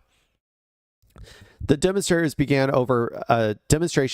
over plans to develop on Albania's protected Vjosa Narta Lagoon and the nearby island of Sazan, a pristine former military base off the country's southern coast. Environmental activists say the project threatens sensitive ecosystems, including one of the Mediterranean's largest flamingo habitats. As a result, the protests have been dubbed the Flamingo Revolution. That's rad as hell. I like that. The problem is that these kinds of projects are somehow welcomed by our government, which is basically paid by us to protect these areas. Environmental activist Malichan Nazaj said, "These are protected natural areas and they should remain that way." But demonstrators told MS Now that the protest movement has broadened to include wider environmental concerns. They view the Kushner-linked development as another example of corruption in a country long plagued by graft allegations. Some Albanians, what's graft allegations? Sorry, I gotta learn real quick. Accusations that a public official or individual in a position of trust has misused their authority for personal or financial gains. Okay, that makes sense. Some Albanians accuse Rama of attempting to strengthen ties with the Trump administration through the high-profile investment. This is an unprecedented event in Albanian history, said Redi Muki, a member of parliament from the opposition movement Together Party. So many young people and members of the middle class have come out to protest, not just because of an environmental catastrophe or because land is being taken away from local communities, but because of corruption. Mucci said the international attention generated by Kushner's involvement helped amplify public anger, but was not the root cause of the movement. It is only the last drop that made the glass overflow. These frustrations have been building for a very long time, he said. What makes this movement so significant is that it wasn't organized in advance. It emerged spontaneously. People of different ideologies and backgrounds have come together because they feel something is fundamentally wrong. Keep organizing. That's great. MS Now traveled to Sazan, Albania's only island, which is located a roughly half-hour boat ride from the mainland. One of the last undeveloped lands or islands in the Mediterranean, it remains largely untouched with crystal clear waters, dense vegetation, and scattered concrete bunkers left behind from its decades of a restricted military zone. Greeks have 6,000 islands and treat them like they have one, former Albanian Navy Lieutenant Commander Artur Kolari told MS Now. We have one island and we're treating it like we have 6,000. I think I understand what he's saying. Greeks have 6,000 islands and treat them like they have one. So I assume he's saying they treat all of their islands with with great respect or whatever, like as if it was their only island. And he's saying we have one island and we're treating it like we have 6,000. So I see. Critics also question whether the island is suitable for large-scale tourism development. Mercoli says winds regularly reach 60 to 90 kilometers per hour, with gusts exceeding 100 kilometers per hour. Oh, dear God. If this becomes like one of those things where they create this ugly ass resort, and then it turns out to be it just doesn't work based on the environmental factors, and then it becomes dead, and it just becomes another dead monument of lack of foresight and American hubris. that will be annoying. At least if it dies, though, then people can, you know, tear it down and get things back to normal. He also estimated that 100 to 120 tons of wartime ammunition may still remain underwater around the island, which parts of the land have yet to be fully cleared of unexploded ordnance. Dude. You know what would be the funniest way for Jared Kushner to die? Like, you know, is like the first day that he goes to this to his like luxury resort that he built on indigenous land or whatever, and like stole destroyed the environment, killed all of these various like endangered species or whatever, and just put a hideous eyesore on this island. You know what would be amazing though is if the first day that he's there, he like goes swimming and he accidentally touches like an underwater mine or something and just like explodes into a million pieces into like a fountain of blood and viscera. That would be hilarious. I'm not making a call to action. Okay, this is me just saying it would be a hilarious situation. I'm not saying that I endorse this, but it would be, it would be like cosmic, I guess, if that happened. So anyway, sorry, that was just a little thought that popped into my head. We felt outside a promotional video for the development featuring Ivanka Trump praising the project and describing the island's natural beauty has angered many Albanians who felt outsiders were laying claim to a place they view as part of their national heritage. It wasn't so nice having somebody talk about our own land as if it had just been discovered. That's classic. This is the classic white person shit, dude. That's classic. Look at that thing over there. Oh, it's completely untouched. That's mine now. And then it's like, obviously there's, people who live there, or like, it's just the classic colonizer move.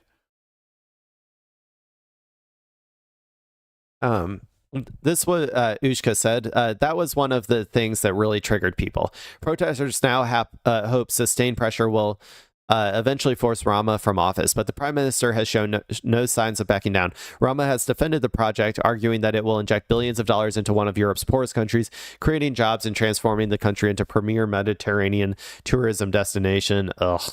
I think he's making business for his wallet. Protester Joljana Kalikup said of Rama, I don't think he cares about us at all, or about our economy, or what this will bring to Albania. I think he's thinking only about himself.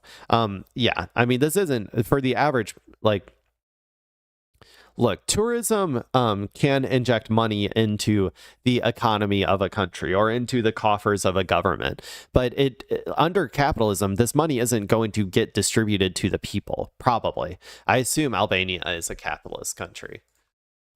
Is Albania capitalist? Yes. Okay. Yeah. It was a communist regime, I guess, in 1991. But under that mode of production, the people of Albania are not going to see, I would say, like 90% of any sort of actual, tourism profits or whatever. And they will just socialize all of the cost, all of the environmental, all of the environmental cost of these new developments onto the people through, just like the people will have to suffer the environmental costs and all that sort of stuff from this sort of development as well. So, okay, well, I guess that's what's going on in Albania. It was interesting to learn about. I don't really need to read this one too. I think it's about the same. So let's hope, keep fighting the good fight, keep resisting in whatever ways you deem fit. I'm not one to police how people decide to resist, whether it's violent or nonviolent. Okay. Let's see. I forgot what all did I put in my fucking title? Was it Trump turning 80, right? Or 250? I can't remember. He's turning one of those ages. Okay, let's go and watch this then. Trumpian birthday. Okay. So, guys, I got news for you, okay? I got news. Our big, beautiful boy, our big, beautiful president is turning the ripe young age of 80. Okay? 80 years young. And I think that it has become unto all of us to put aside all of our differences. Put aside, Democrat, Republican, fascist, anti-fascist, Nazi, anti-Nazi. I think it's time for us to put all of our differences aside and come together and do our patriotic duty of making our birthday boy feel like he is loved and like he is wanted. And maybe, just maybe, if we do that, he will stop marauding from country to country, trying to kill as many brown people as possible. Maybe. It's a big maybe, but that I believe it. So I'm going to put aside my differences. You put aside your differences, and let's all come together to celebrate the oldest president in American history turning 80 years old. Let's see what this is all about. Birthday party show. Let's see what his party's going to look like. Coming up here. Caroline Downey, National Review columnist. Miranda Trumpian birthday party show coming up here. Caroline Downey, National Review columnist. Miranda Devine, Ace New York Post columnist and Fox News contributor. Ladies, thank you for coming on. Appreciate it. I believe Sunday, which is also Flag Day, is President Trump's 80th birthday. All I want for my birthday, all I want is one big, beautiful ballroom. Please, everybody, please. That's all I want. A big, beautiful ballroom, and maybe if Ghislaine Maxwell could maybe get me a little something, maybe just a little something on the side, maybe. That would be great too. That would be great too. The big 80. Is there a more fit 80-year-old, particularly in public life, and compared to you-know-who, Miranda Devine? This is going to be the let's all suck off Donald Trump hour, I think, on Fox Business here. Yes, compared to other presidents, including his immediate predecessor, right. He is a dynamo. And, he's Jesus having a huge party on the South Lawn. He's a dynamo. He's a dynamo. Oh, my God. One second. Compilation of Trump. Oh, dude, Brandon is playing Slay the Spire. Oh, my God. Sorry, Brandon from the Discourse is playing Slay the Spire right now. He's copying me. Compilations of Trump falling asleep. Okay.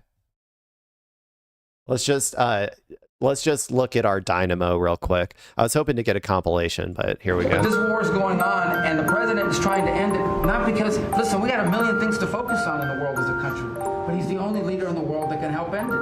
And that's why even as we speak to you now, Steve Woodcock is in Moscow trying to find a way to end this war, to save lives of 9,000 people, Mr. President. But this war is going on, and the president... There's one. Let's see. Here's Trump. The Knicks on a tear beyond compare, and Donald Trump appears to sleep during this exciting moment. The one game they lost too, he cursed them on this game. Oh, chew. See? That's our big. He's a dynamo. He's a dynamo. Look at this dynamo. Did you see that? He did like, I hadn't seen this one. He did the classic person waking up thing where they shake their head. That's crazy. Look, watch. See? It's past his bedtime. Let's see if we got any other clips. A global coalition of countries that We already saw that one. Were there any other ones? Yeah, well, I was looking for a compilation, but I can't find a compilation. But there's a couple good ones. You can tell he has just that dynamo energy, that dynamic energy. Okay, let's keep going. For his birthday, which is the UFC cage fight, which everyone is having conniptions about and saying, oh, it's unprecedented and he's sullying the White House. In fact, Teddy Roosevelt, who's one of his favourite presidents, had a boxing match on the exact same spot, and he actually fought in it. So I did ask President Trump if he... That's because Teddy Roosevelt was a badass. Teddy Roosevelt was a badass. Look, if Donald Trump gets in the fucking WWE ring and gets bashed, like his head bashed in with a with a chair or something, or they take a ladder to him, like I honestly, I will be like, okay, sure, you can have your UFC event if he actually does that. But he's not gonna do that. Teddy Roosevelt was just like Teddy Roosevelt was like just loved getting in fights with people, and so that's what he would do. And also, there is a difference between boxing and UFC, but whatever. I mean, wait, is it UFC or WWE? I forgot. Oh no, it's a UFC fight. Dang it, never mind. I was wrong. I think.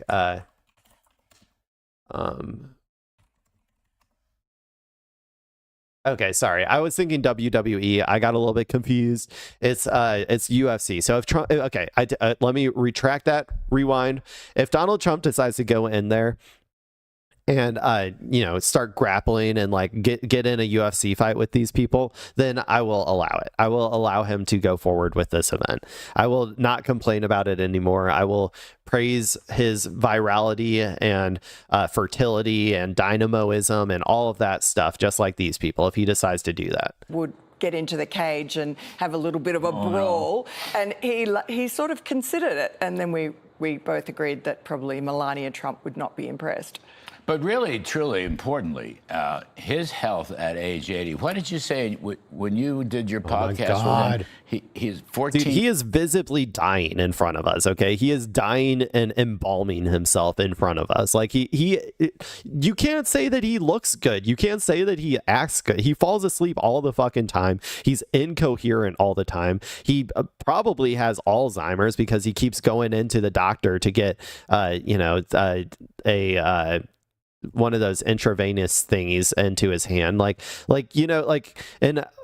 there's literal like reports of like people being like they think that Trump might have like a mental disability. Like some of our like foreign people think that there might be something wrong with him. Well, let me see if I can find that.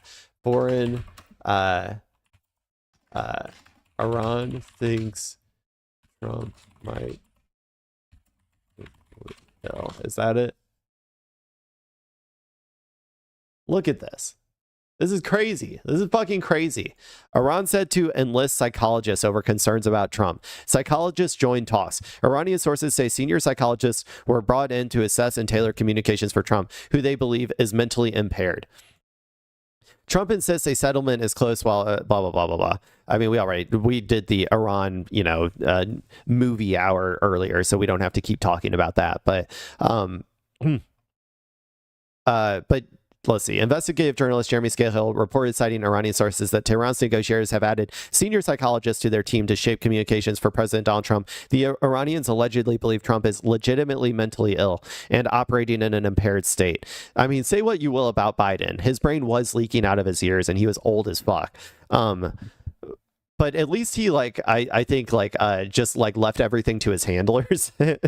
So people could somewhat negotiate with him. The Iranians legitimately think that Trump is mentally ill. This prompted them to create psychological profiles and vet messages before passing them through mediators. According to these sources, the approach has yielded progress, with negotiators likening the process to treating a patient. This is how our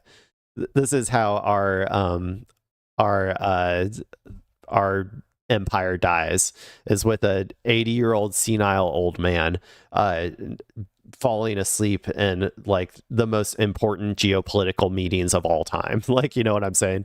Not with a spark, but with a honk chew.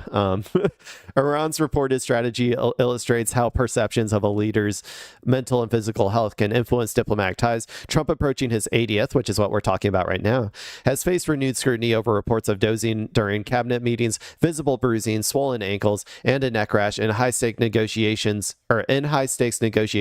Such assessments may be used to adapt messaging, potentially altering the pace and tone of talks when trust between the parties is already fragile. Yeah, they're in their meetings, in their discussions, they're like, Donald, have you been losing weight? Your ankles look so thin right now. Like, oh, hey, Donald, your hair, it looks so good. It doesn't look like it's, it's three hairs being pushed up. And, oh, your complexion, it looks so great, Donald. It certainly doesn't look like a person spray painted a ball sack, okay? It definitely doesn't look like that. You look great. Like, this is what they have to do for our big, beautiful boy. Anyway, sorry. Okay, look. I said at the beginning, we need to all come together and celebrate our big birthday boy. So I'm sorry. I think I'm falling into my typical anti-American, unpatriotic, America-hating leftist, my usual philosophy, and I need to get out of that. We need to all celebrate the birthday boy. He had the heart of a 14-year younger man? Yes, his latest health check from the doctors said that his cardiac health is the health and age of someone 14 years younger than his chronological age. So that would be 66. You actually believe that? So it begs for a third term. Are these people blind? Do they not have eyes? Do they not have eyes and ears? Like, I don't understand. But let's not go there. It's like this is straight up like, if anybody's read like 1984 or whatever, this is straight up like them just like literally telling you the sky is red. The sky is red, everybody. The sky is red. And then all of the hogs just eat it up, accept the talking point, and then go out and start talking about how the sky is red when all of us have fucking eyes and can look up and be like, fuck. We all have to sit here and pretend like he is not dying right in front of our eyes. But the reality is to compare and contrast him with Joe Biden, who came in ill. Unfortunately, I'm not saying this in a malicious way to him personally. I've known the guy a million years, but he and his wife and the rest of them that covered up his. Hey, did you know though that Joe Biden was blowing the back out of his wife? Did you know that? Because we got reporting on that. Okay, Joe Biden.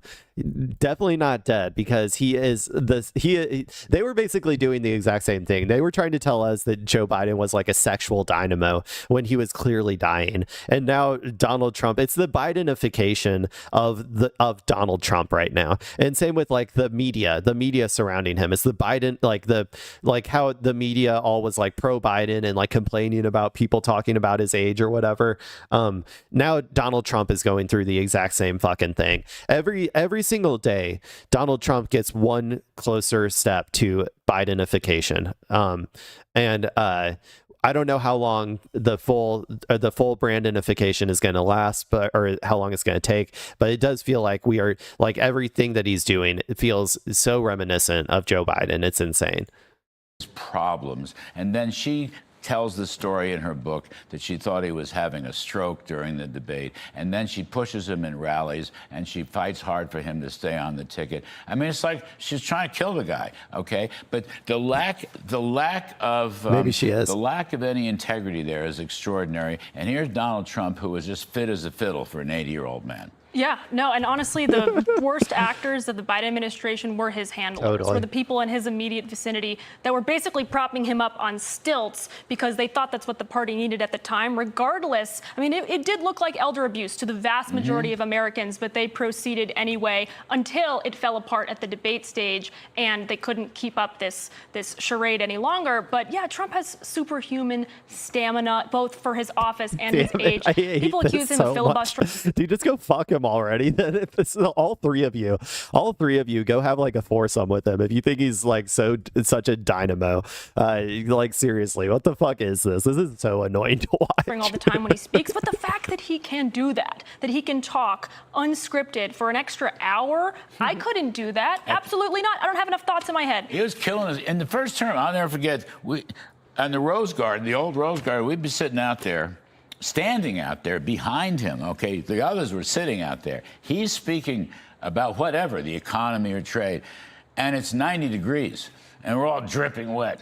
And he looks perfect, you know, and he's got his great suit on and the tie and so forth, and he's going on and on and on, and we're all calling for water, and he can see that. Dude, he's not gonna fuck you, bro. Seriously, you can stop. You can stop trying to like ingratiate yourselves to him. He's not gonna fuck you, okay? I'm sorry. He didn't matter to him at all. He's going on for an hour. He's going on for a second hour. He just did it the other day, this week, at the drop of a hat. We've never seen a president like that. Not one single president certainly in the modern time, since World War II, nobody's. Yeah, since we started only electing, like, since we put a minimum age requirement of becoming president at like 70, like, that's since then, yeah, this is the first, I guess, most dynamic president. I hate our society so much, man. I hate it. It sucks. Why do we have to have 85-year-old zombies in office? Can we please just have, like, you know, some like charismatic young person? Like I mean, I'm not the biggest fan of Obama, but like, say what you will, he wasn't 90, right? Like, at least there was that. It's like that. And he doesn't need to be briefed before he goes out to a press briefing. He's not relying on other people to give him the facts and figures. He is on top of every topic that is asked of him, and he will exhaust the reporters' questions. I'm done.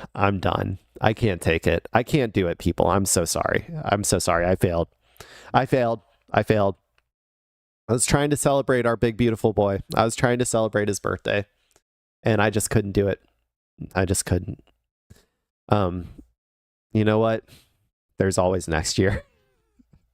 He turns the big 81. Okay, that's it. That's that segment. We're done talking about Donald Trump being old as fuck.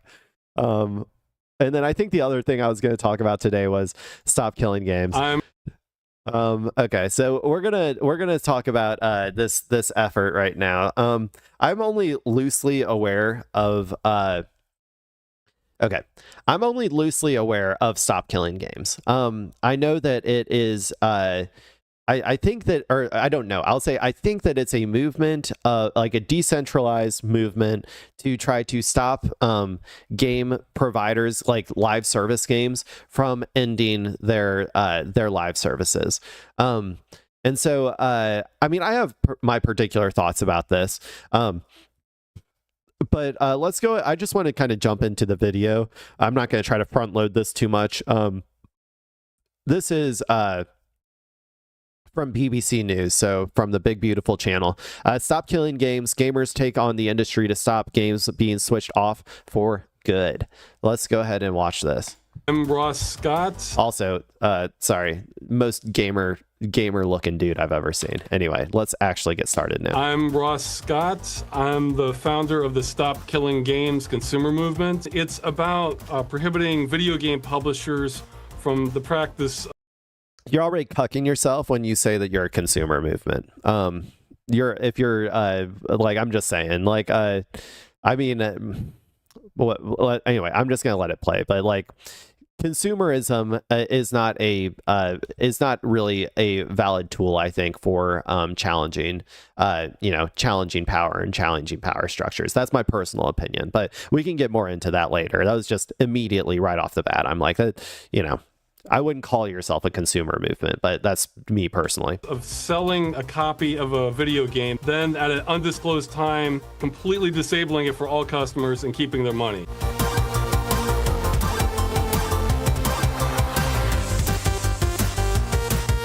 Yeah. Okay. So my thoughts on this, from like, the games, like, let's think about it. Like, there's a game that has a live service, right? Obviously a live service has a cost to it, in order to run, clearly, right? And there does become a point when it becomes no longer profitable or feasible to maintain those servers, to maintain that infrastructure, for a game that not that many people are playing anymore, right? So from a pure capitalist perspective, it makes sense that you would shut those things down. Now, as a consumer, originally, back when you used to own stuff, right? Before we entered this current era of you never own anything, you subscribe and rent everything. But back in the day, when you own something, you are kind of entitled to something in that regard, right? Like you're entitled to have access to that thing, generally speaking. Now, obviously, all of these games and whatever contracts or user agreements you sign to be online, they all have clauses that say that they can shut down their game at any time for any reason, whenever they want to. So like those are kind of like the I guess physical conditions of like what causes companies to shut down games, how but also the consumer side of like, we paid for this and now you're taking it away from us. You should like give us a refund or something, right? And my personal opinion is that once these games are getting shut down, like because it's no longer profitable, I think instead of shutting them down, they should just be handed over to the public. That's my personal opinion on how to solve this. Is to like if there's a community that wants to continue maintaining it after it becomes no longer profitable for the company to maintain it, then I think that they should just relinquish control of that to the community to do it, or allow them to create their own servers or whatever and run it, without being restricted by like copyright or whatever, like that sort of stuff. I think that, in my opinion, that's probably what I would think is a good solution to this. But anyway, let's see what they have to say about it. I guess I ended up front loading it anyway, but I did want to get my thoughts on it right off the bat when they were just talking about it. So, and we can see what they think and maybe if I disagree or agree with them. My motivation from it is I just hate seeing creative works effectively destroyed. I would feel the same about, art, music, movies, books, that sort of thing. But games are one of the few mediums where it can be effectively impossible to preserve them. Much of what we've been doing has been pursuing consumer law on this issue, since it's simultaneously a preservation and a consumer rights issue. What made you decide to? What was the moment that you were like, I need to do this, something needs to be changed here? Well, it's been kind of a spectrum because look, and I gave you my current solution. I actually have an even better solution in the future. Is that these forms of art that aren't profitable can be subsidized by the government and can be continued to be propped up if we deem it as a society. Like if the society deems it worth it to spend, I don't know, I don't even know how much it would cost to keep a particular game up or whatever, like $100 a month or whatever. I don't know what the server cost or the uptime and upkeep would cost. But if we as a society deem that this non-profitable venture is beneficial to us, then I think that we could have the government just like run these games as like historical preservation or something. It could be historical preservation, and people can engage with them as they see fit. Like, I think that, that would be like my ideal solution, but that would be after decommodifying art to a heavy degree, which is not going to happen anytime soon. I mean, this actual practice has bothered me since the 90s. It originally would only affect subscription games. I never really touched myself, not because I wasn't interested, but because that was too rich for my blood. What did he just say? The real sort of... He doesn't touch himself? It originally would only affect subscription games. I never really touched myself, not because... What? What? Am I wrong? Didn't he just say I never really touched myself? This dude is a sperm retention or a sperm retention dude. Why is he not touching himself? Come on. Sorry, I mean, I assume that he means like this really never touched me or impacted me, I think is what he's trying to say. But the way he phrased that was kind of funny. Because I wasn't interested, but because that was too rich for my blood. The real sort of flashpoint in all this, there was a game shutdown called The Crew, which was a large driving game, and it checked just about every box for being the perfect candidate to launch this forward, because first off, it had a fair number of players, I think 12 million total. So that meant there were still a lot of people who had, even among my audience, who had proof of purchase or a receipt that they could send to a consumer agency to test this. Because that was part of the problem, is that it wasn't clear how legal all this was. It still isn't, but I think it's leaning towards not so legal. The other factors were the publisher, Ubisoft, was located in France, which meant they were subject to, and France has some of the strongest consumer protection laws in the world, and that's within the EU. So that meant if we had any chance of and the question, so I say before that like the companies have a monopoly of control on this in this regard, because they are the ones who like you agree to certain things whenever you play these games. A lot of times they come with a legalese thing that you have to accept before playing the game, and usually it will include things like we retain our rights to close down these servers whenever we want. But obviously there should be obviously there are limits to that, right? If you buy the game and then the next day they're like, yeah, you know what, we're just shutting it down. And you don't even really get to play it at all or whatever. Like that's like an extreme example, but like, obviously that is like a point where like, yeah, your, rights as a consumer, because we live under capitalism, your rights as a consumer are being violated. Right. So like obviously there is like a spectrum here in terms of when it would be when they would for sure need to give people their money back versus like when they would potentially be able to get away with not giving people their money back. But yeah, I don't know. That was just something that came to mind while we were talking about it.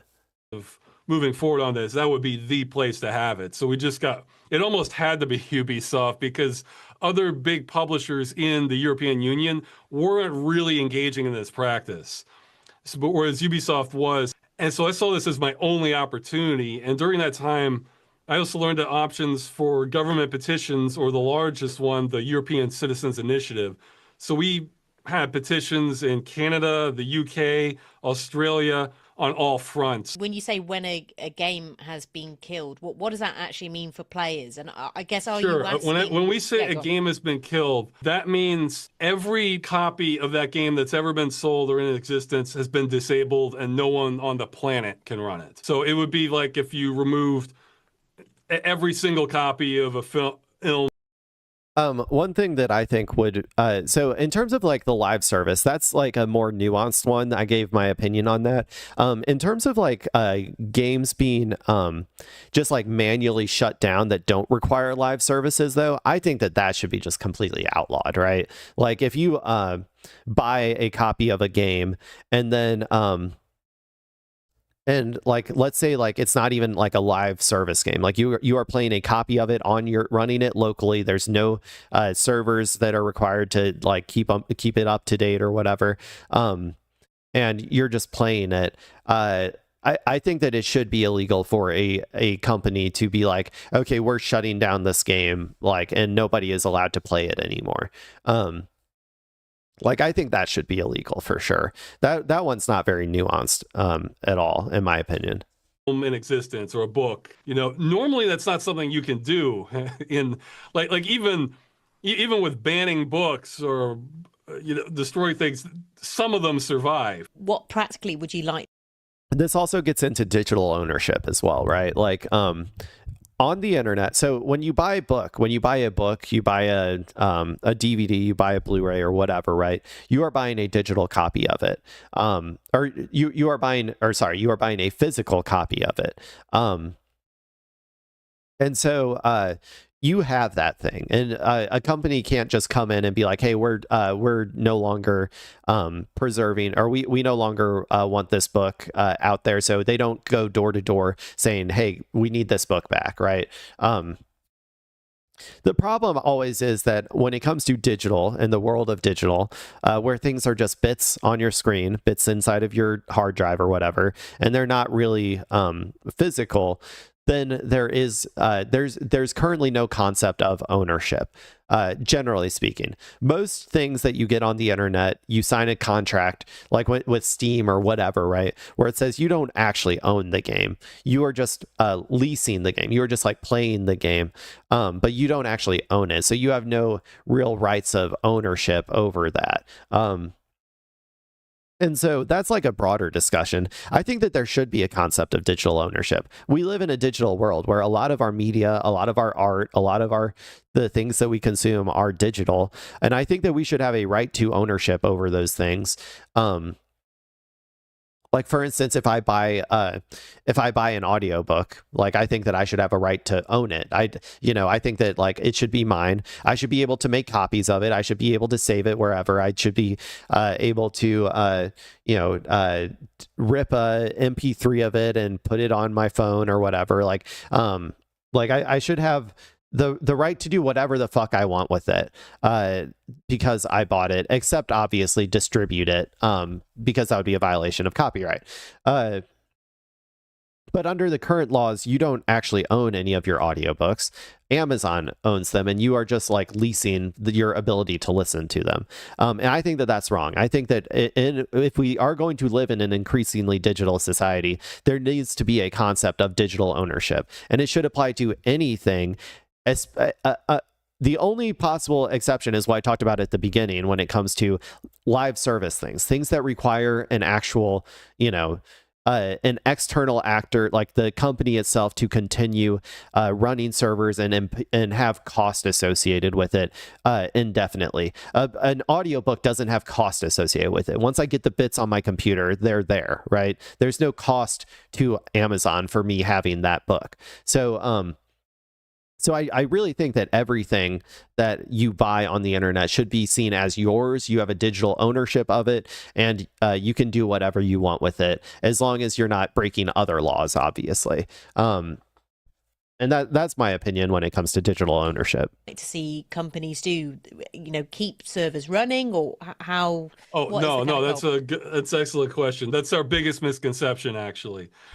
And in no way are we asking companies keep servers running or services going. Oh, they can end it at any time they want, as far as we're concerned. They just have to do it so responsibly. This can vary depending on the game. It would involve what are called end-of-life plans, where they realize that, okay, we can't run these servers forever. We need to either patch the game or release additional software or do some modifications so that it's not impossible for the customers to continue running it. That's also worth mentioning is most video games aren't affected by this. Most can run indefinitely. If you bought a... I also think that they should, let's see, that like when a game reaches end of life or whatever, or end of support, I kind of mentioned it at the beginning, it should be like released to the public to do what they want with it, right? And this could go along with like copyright rules too. I think we live in a much faster paced world than the people who came up with the original copyright rules are, where it's like the death of the artist plus like 75 years, or let me look it up so I'm not giving misinfo, but like copyright death of author plus how many years? Plus 70 years. So let me pull it up just so people know I'm not lying. So it's the death of the author plus 70 years. Let's see. Individual authors, joint works 70 years after the death of the last surviving author. Anonymous works, works made for hire from the year of first. So 95 years from the year of first publication for a lot of these things, I think, or 120 years from the year of creation, whichever expires first. This is American copyright law, but I think generally speaking, a lot of stuff is copyrighted in America. And so, I think it is generally like the consensus sort of thing. But I think this is way too long at this point, personally. I believe that once a piece of art, a work of art is generally speaking forgotten about or no longer, especially after it reaches like end of sale, right? Like I'm thinking a lot about like, by the way, it's just so people understand where my head is at. I'm talking more about like things like old video games, right? Like let's say like Pokemon Red, Pokemon Blue. Like these are old games that were released back in like 98 or something. Like 1998, like almost 30 years ago. These things are not being printed anymore. They're not being distributed anymore by Nintendo. The only place that they are sold, if you want to call it being sold, is on their subscription services on their current games. So I personally believe that those things at this point should be in public domain. I think that we should be able to do what we want with the ROMs of those games because they're not being they're not being printed anymore. And like, I honestly, I think that we should be able to print copies of those games and sell them if we want, because they're not being printed anymore. Like, you know what I'm saying? They're essentially just forgotten about. They're not a profitable thing for the company anymore. The company is essentially done with that piece of art. They've made multiple remakes, and they can keep doing that if they want to make more money off of it. But so in my opinion, bump this down, man. Just bump it down to like make it like 30 years or something. Like, it moves so fast now. Or do after last publication or something, like like when it comes to games and stuff, do like 20 years or 30 years after last publication, right? The last time a Pokemon Red version was created and distributed, that plus 30 years. And then that piece of work goes into public domain. I just really think we need to make this a lot small, like shrink this range like a ton. And then obviously, I'm an anti-capitalist. These are Band-Aid solutions, in my personal opinion. I believe that, under an ideal structuring of society, these types of pieces of art and stuff would not necessarily be commodified as much. And because of that fact, the people who create these pieces of art would be heavily provided for and subsidized by the government or by co-ops or whatever, right? I would want this all like to be well funded in a way that the profit incentive isn't necessarily there. And then once that profit incentive is gone, then like people could maybe like the people who create the work would be okay making less money off of it because they were, because the government owns a portion of it or whatever, because they funded it, that the government would then allow for a much wider usage of that thing to be like expanded upon. Like, maybe we could just reduce copyright status in its entirety, like a lot, or like reduce the scope of it a lot, just out of like, just because of the fact that we're helping fund and provide for these things and making it more of a public good for people to use and do with what they want, but that's ideal society shit, right? That's like, way in the future. That's probably not even nothing like that is probably going to happen in my lifetime, at least. Game, even online ones, especially like from the 90s, as long as it can connect to a computer without having to go through the publisher first, it's already kind of safe. So we're not mandating they sell the game that way. They can still run it however they decide, but once they do end support, there has to be some provisions.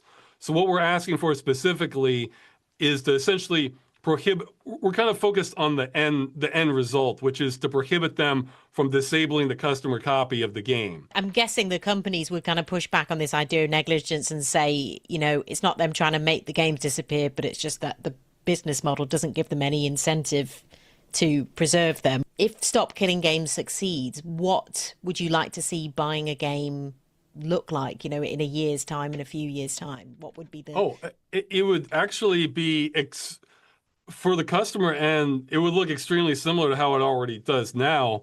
It's more about it's more like you would have a sense of peace of mind which many customers already assume, that when you buy the game, it's not going to be disabled to you from you at some nebulous point in the future. So once the support ended for that game, there will probably be some sort of end-of-life patch, or you get a notification 30 or 60 days before it happens saying, okay, well, if we're ending support, but if you want to continue playing it, you have to download these files and you're on your own from that point onward. That's what it would look like. And occasionally some companies already do this, but it's rare. It's like 1 out of 20 or something. Yeah, well, companies don't do anything out of the goodness of their heart usually. Only like smaller companies that haven't been completely corrupted by profit incentive do.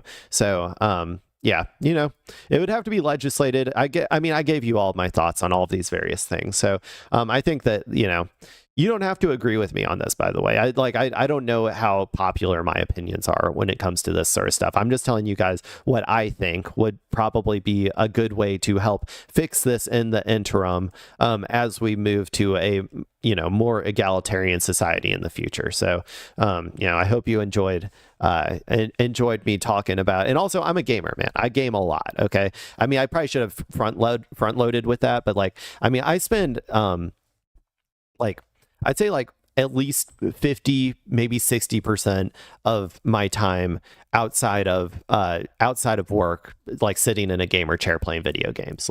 I spend an ungodly amount of time gaming. So this is something that I am, I do care about, and I do want to be rectified or fixed in some way. I'm just trying to expand it to not just what they're talking about here, but also other stuff like copyright and digital ownership and all of that stuff. So but anyway, let's go ahead. You know what, honestly, I think I'm gonna go ahead and call it. I gotta go pick up groceries and stuff. And I think that was the last thing that I had on my official title. So I'm gonna go and do that. I'm planning on going to Costco. Got to get some, what's the stuff that I need? I know I need some more green onions, and Costco has this huge ass pack of green onions that last me 6 months, man. It's crazy. I freeze it, obviously. I don't just leave it in my fridge for 6 months. I chop it up and I freeze it. But it's it's only a few bucks or something, and it lasts me 6 months. I'm like, hell yeah. And just various other things that I'm running low on. I finally kind of got through my Fitzes. So that's cool. I bought a 24 pack of Fitzes last time, I think, when I was there, and I'm gonna get the variety pack this time. I'm not gonna mess it up again. Also later I might record a quick stream of me talking about my I don't know if it'll be a stream. Maybe I should just do them as more I want to do a almost vlog diary of my current D&D campaign, which is supposed to be a relatively long running one. I kind of want to do that from the very beginning. So I'm trying to decide whether I want to live stream that or whether I want to just create a video of it. If I created a video, it would be me talking still, and just it would basically be a live stream. I'm just not pressing the go live button. So, at that point, I guess I might as well just live stream it. But yeah, just so that I can maybe make a playlist so that I can watch to keep track of everything that's happened in terms of my D&D campaign. So potentially I might do something like that later. And I also want to take some pictures for thumbnails at some point. I'm thinking about starting to get more into, putting my face on thumbnails a little bit more. Or I gotta do some soy face. I gotta practice my soy face, and getting that up there too. So anyway, those are my thoughts about what I'm gonna do for the rest of the day, and probably slay the spire as well, obviously. Okay, well, thank you all for watching. If you're watching the VOD, love you too. This has been Technically Clay, and the stream is technically over. Bye-bye.